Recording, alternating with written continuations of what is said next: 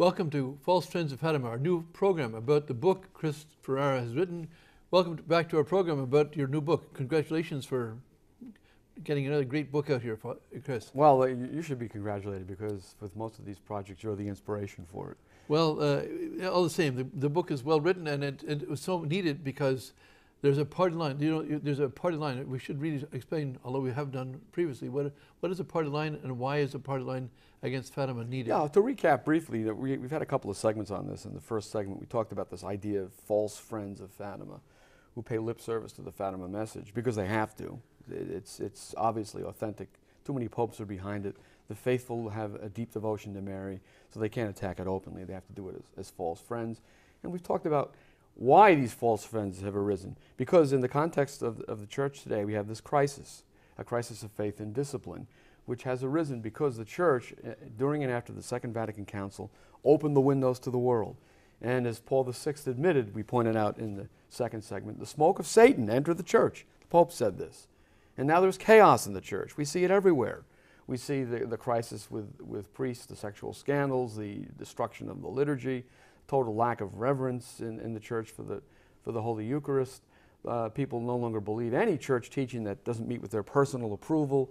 People who call themselves Catholic are contracepting and aborting at the same rate as everybody else in American society. There's almost no difference on political issues between Catholics and non-Catholics. Catholics put Obama into office. The Catholic vote was instrumental in his election, and so on and so forth. So we have this crisis in the church. These false friends have arisen. And this crisis, we pointed out in the previous segment, has arisen from the influence on the world and then in the church of the spirit of revolution in the world, spread throughout the world by the Freemasonic order. This order of men who consider themselves enlightened and want to promote this one world religion, which is not hysterical conspiracy theory stuff. And one world government. That's what they say of themselves. The popes themselves condemned this Freemasonic sect, as Leo XIII called it. And even the Masons themselves have said, we want to be the ruler of the rulers of the world, and we want to implement the one world government. New World Order is what they call it.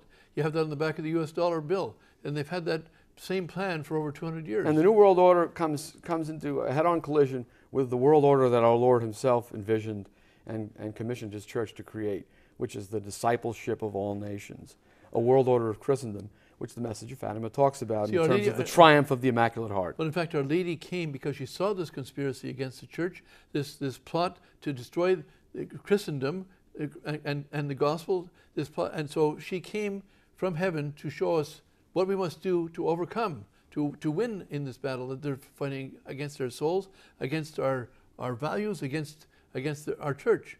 And Our Lady says how to win. And it's much more gentle, as one of the Fatima scholars pointed out, than Hitler's idea. We win by converting our enemies to Christ, to God. That's and it's bloodless, and it helps save their souls too. But the party line, the people in the Masons, there are some cardinals and bishops who are Masons, and some of them are just going along because they've taken in their Masonic doctrine.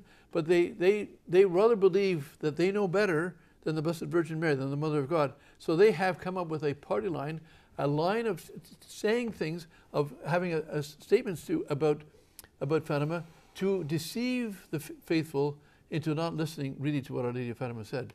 And they have to repeat the same thing so that it sounds like everyone is saying the same thing so that the lie is more believable. If one enemy of the message of Fatima contradicts the other enemy of the message of Fatima, according to the third one, say, well, we still have to find out where the truth is. But they all say the same thing. They've got this party line, so everyone thinks it's... But we are, of course, at Fatima TV and our Fatima Crusader, we of course oppose the party line on every front we can. Well, we talked about the party line in the last segment. These false friends of Fatima who consider themselves enlightened and are operating within the church in the spirit of modernity, which is the openness of the church to all religions, the Masonic worldview, of course, which is the brotherhood of all religions, in which Catholicism just plays its humble little part in the public square.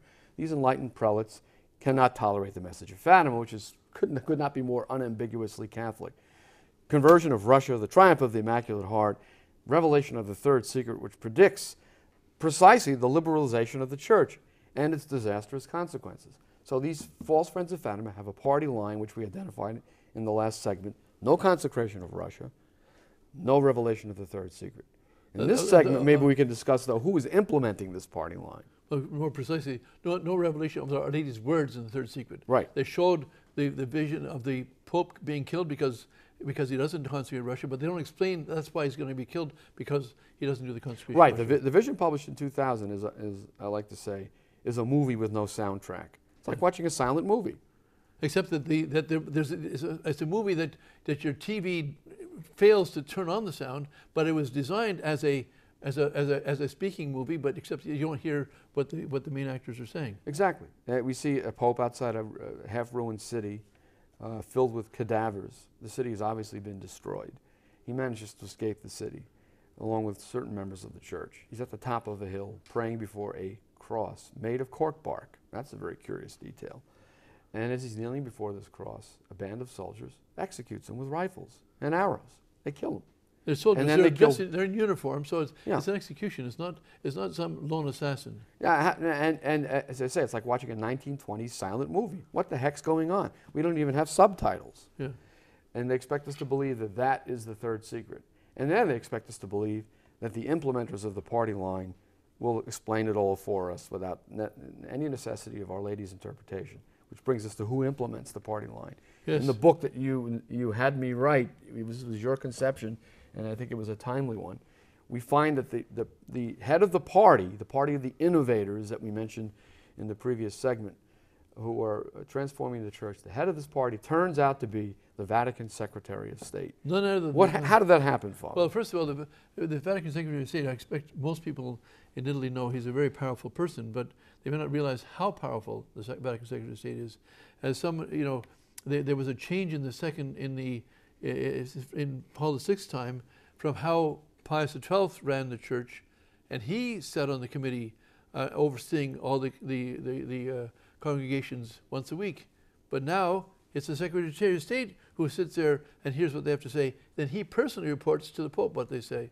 But it's a difference between the Secretary of State being less than the person in charge of the Congregation for the Doctrine of the Faith. Now he's higher than and he's higher than anyone before him, because now he hears what all these other men have to say.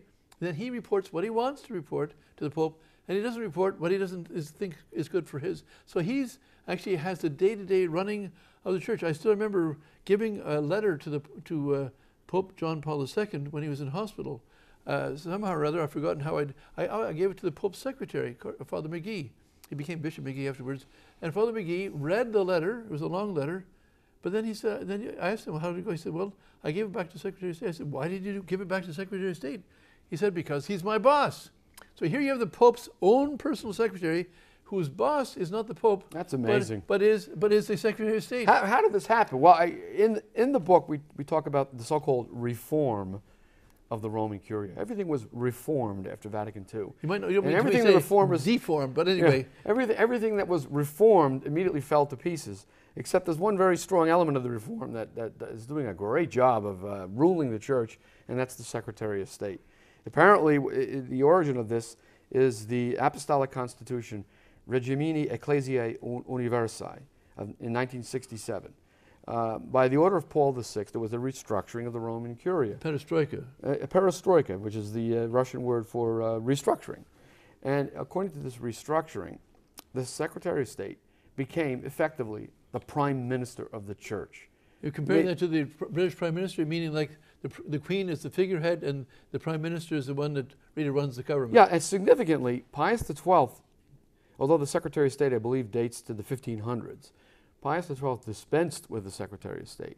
He acted as his own Secretary of State.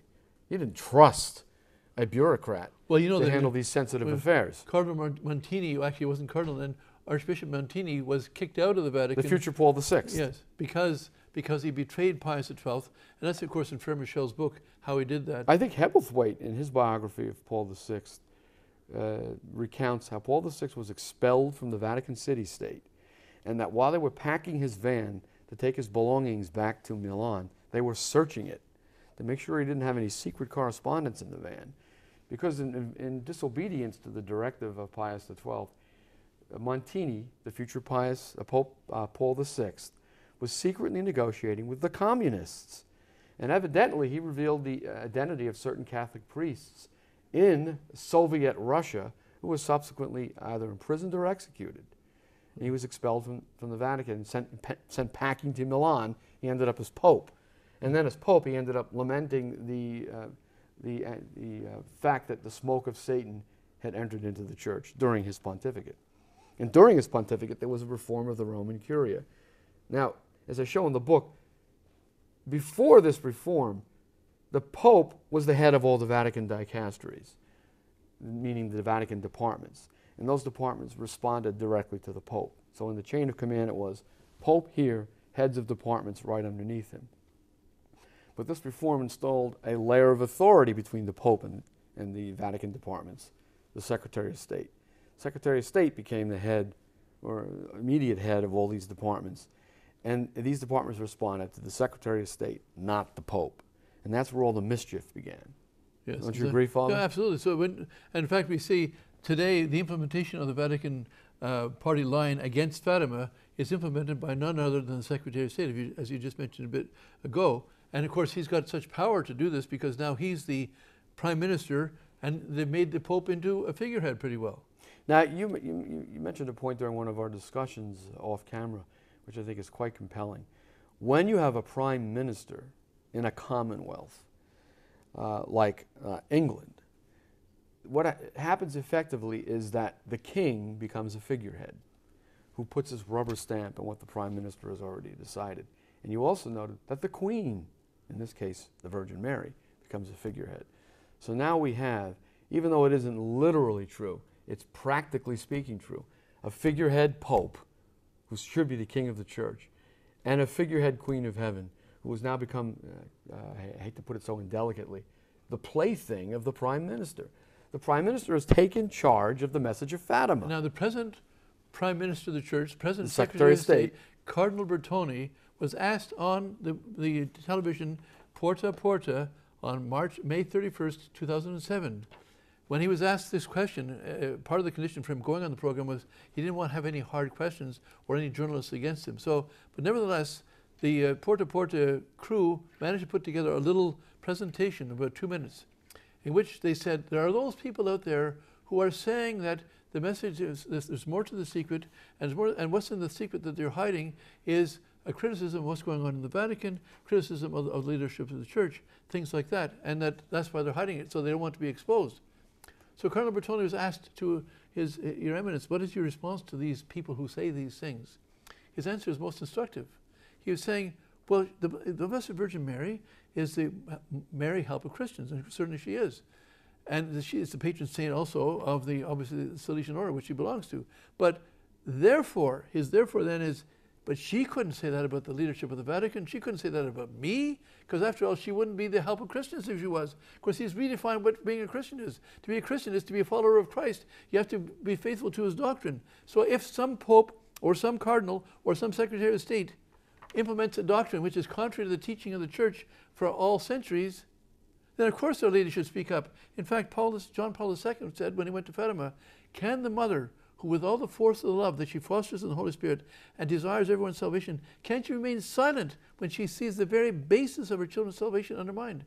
And John Paul II said, of course she can't remain silent. She's our mother. She wants to protect. But what he doesn't explain is how our basis of our faith is being undermined. It's being undermined, Cardinal Chappie tells us, from the leadership in the Vatican. It's foretold in the third secret, he says, among other things, that the great apostasy, the great revolt against God, the great falling away from the faith and morals of the church comes from the top. And a key element of that apostasy is this party line which seeks to neutralize the message of Fatima. And you know, how did we get there? How do we get here from there? Well, let's link it up a little more tightly to this whole question of the reform of the Roman Curia in terms of the predominance of the Secretary of State. I think it began, this implementation of the party line, by the Vatican Secretary of State as Prime Minister with the infamous Vatican-Moscow Agreement, implemented, contrary to the message of Fatima, by Cardinal Casaroli as Secretary of State. The Vatican-Moscow Agreement was negotiated during the pontificate of John the 23rd. Under the direction, pretty well handpicked, of Cardinal Montini. Cardinal Montini, who had Pius XII had expelled from the Vatican. For his dealings with the communists, by the way. The Vatican-Moscow Agreement, negotiated before the Second Vatican Council began, was an agreement under which the Council would agree to observe a studious silence about the evils of Soviet and world communism, in exchange for which the Council would be favored by the attendance of 2 Orthodox observers as part of this opening, this ecumenical opening to the world. So here's the thing. The Second Vatican Council, it was presented to the Catholics and to the world as facing and dealing with every human problem that's on the face of the earth that could be done. Now here you have the signs of the times. 1 billion people under communist tyranny in 1962, and they are claiming they're going to address all the problems of the world. Obviously this is a big problem. These poor 1 billion people, not to mention the rest of us, I mean, we're paying taxes, we're doing to fight this, and they say we're not going to even talk about it. Well, and the Vatican emissary, Cardinal Eugene Tisserand, met with the Metropolitan of the Russian Orthodox Church, Metropolitan Nicodeme, in the spring of 1962 in Metz, France, to seal this pact, this Vatican-Moscow agreement, which is also called the Metz Pact, because that's where it was arrived at. And so there was an agreement. We'll shut up about communism, all 2,000 council fathers, or 2,500 of them, in exchange for which 2 Russian Orthodox observers, who were in fact Soviet agents, because the Russian Orthodox Church is an instrument of the state and has been since 1917. Or 1929 at least. Or 1929, after the persecution. After the persecution, after they went. Exactly. They had 50,000 priests and clerics in Russia in 1917. By 1929, they had 500 left. The others mysteriously died. Of course, it wasn't such a mystery. They were killed by the Soviet rulers. But one of them, they made a deal with them. I think you got that in your book, with the man's name, who made a deal to, who had the Sergeyev, what is it, the adaptation? The Sergian adaptation. Yes. Sergius, the Orthodox prelate, spoke of the need to adapt the church to the Soviet regime, an adaptation of the church to the political regime. That's exactly what we've seen in the Catholic Church. Catholic prelates today are totally adapted to political regimes. For example, in America, we've heard the United States Conference of Catholic Bishops say that the issue of Obamacare, which threatens to impose payment for abortion on Catholics who purchase insurance, that this issue is not a Catholic issue. It's an American issue. No, it's not. It's a Catholic issue. Yeah. It's an issue that the church is commanded to take into the public square in opposition to the civil authorities. And here are these quizzling bishops saying, oh no, this is not a Catholic issue. No, this is an American issue. There's this whole notion in modern scholarship by anti-liberal Catholics, such as William T. Kavanaugh, of what they call the simple space of political modernity.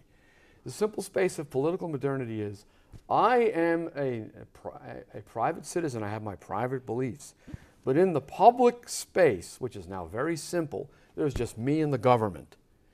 There's the government over there, here am I, the subject, there's a direct line between the government and me, nothing between us.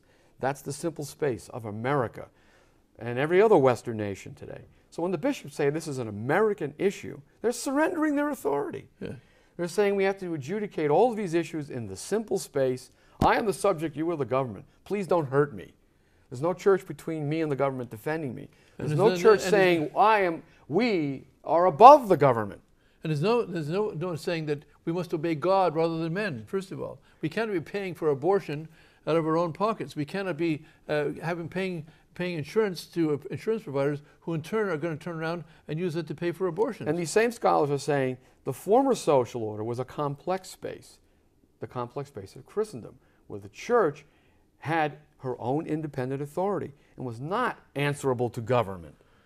And that space has been abolished in this modern world, in the Secretary of State. Well, it's another way of calling it tyranny. It's tyranny. Basically, the whole thing is that if the government can tell me, you have to commit a mortal sin because we command it, and we don't care whether you go to hell or not because you do this, you have to obey us because we are the tyrants and you have to obey. And this effective surrender of the authority of the church to stand in opposition to tyranny was first engineered in the form of the Vatican-Moscow Agreement, implemented by Cardinal Casaroli. First, the council remained silent about communism. I note in the book that there was an intervention against communism by 450 council fathers. And they wanted to condemn communism. Why? Because Pius XI, in his encyclical Divini Redemptoris, said we cannot remain silent. He said, this all too imminent danger, venerable brethren, as you have already surmised, is Bolshevistic and atheistic communism, which aims at upsetting the social order and undermining the very foundations of Christian civilization. We don't have a Christian civilization anymore. In the face of such a threat, the Catholic Church, wrote Pius XI, could not and does not remain silent. The Apostolic See, above all, has not refrained from raising its voice against communism, for it knows that its proper and special mission is to defend truth, justice, and all those eternal values which communism ignores or attacks. That's what he said publicly in a condemnation of communism in his encyclical Divini Redemptoris, issued in 1937, only 25 years before Vatican II, or 24 years before Vatican II began. And yet here we have Cardinal Casaroli, the Secretary of State, and the powers that be in the Holy See arranging this Vatican-Moscow agreement, pursuant to which the Council shamefully, and who was it that called it ecclesiastical treason? John Maduran, the French traditionalist, said this is ecclesiastical treason, observing a silence about communism. It's a betrayal, as I've written. The whole idea is, first of all, what is the word bishop? I understand is a Greek word which means watchman. Overseer, watchman. So in sacred scripture, God talks to Ezekiel and tells him the role of a watchman. Not that we need God to explain it to us, but all the same, God took the trouble to explain it to us. And he says if a watchman is appointed and he's at a watchtower at 2 o'clock in the morning, and he sees the enemy coming across the field ready to attack the city, the men and God himself expects the watchman to sound the alarm, ring the bell, wake people up and defend themselves.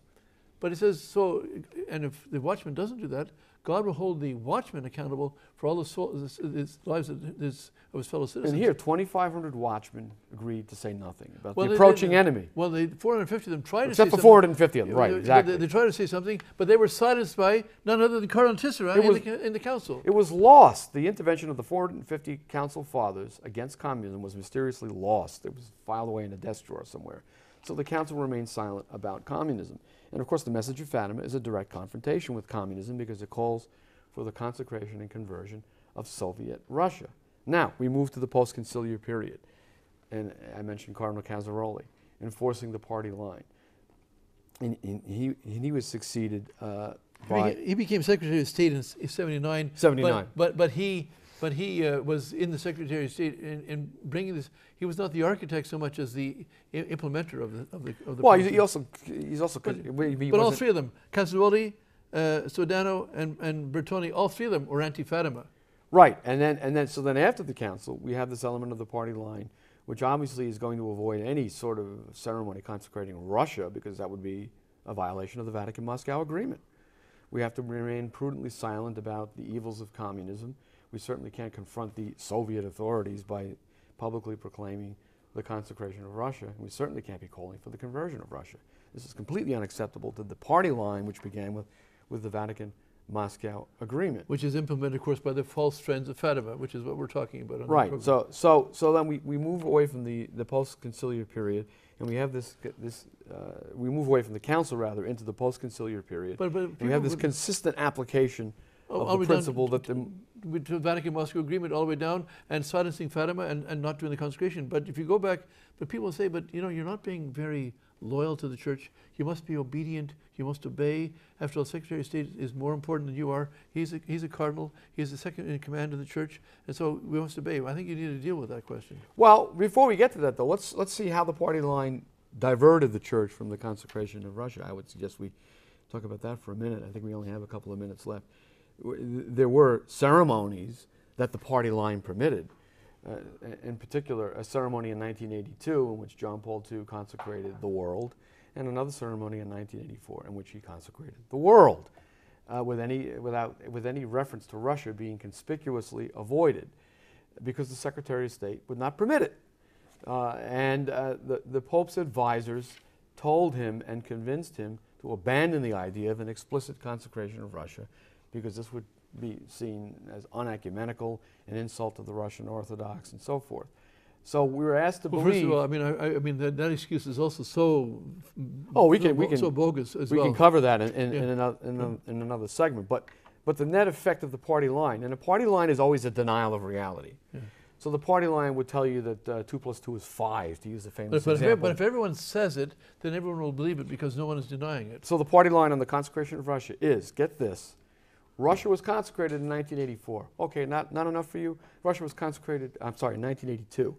If that's not enough for you, we did it again in 1984. We consecrated Russia, says the party line, in ceremonies from which we deliberately excluded any mention of Russia so that Russia would not think Russia was being consecrated. Yeah. And this, the party line tells us, is the consecration of Russia. But just to bring it, it's like 1984, 2 plus 2 is 5.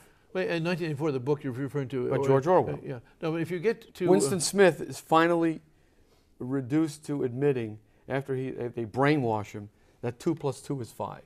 And in the book, which is, of course, the tyranny. Tyranny in itself is above all control of the mind. Instead of the mind being there to seek the truth, the mind has to agree with whatever the party line says, whatever the ruling power says. It has to. You cannot even be tied up with chains. Your mind has to be tied up in chains so that you can't even come to know the truth. And only when you're willing to say 2 plus 2 is 5, and only when you're willing to say Russia was consecrated by not mentioning Russia, only then will you be a good citizen. Well, and this is how the party line works. And maybe in the next segment, I think we're just about out of time, we can talk about whether we have to obey this party line. As Catholics. And it's important for people to realize that it's your soul, your life, your freedom, and that of your children and of your loved ones, all that are at stake because of these lies, these deceptions that are being done by the party line, by the enemies of Our Lady of Fatima, because only she can help us overcome these enemies. Only she, by doing her plan, will give us peace and prosperity. Otherwise, it's enslavement and wars and revolutions and food riots and starvation and so forth. Remember to pray the rosary every day, and we'll see you on our next program. God bless you.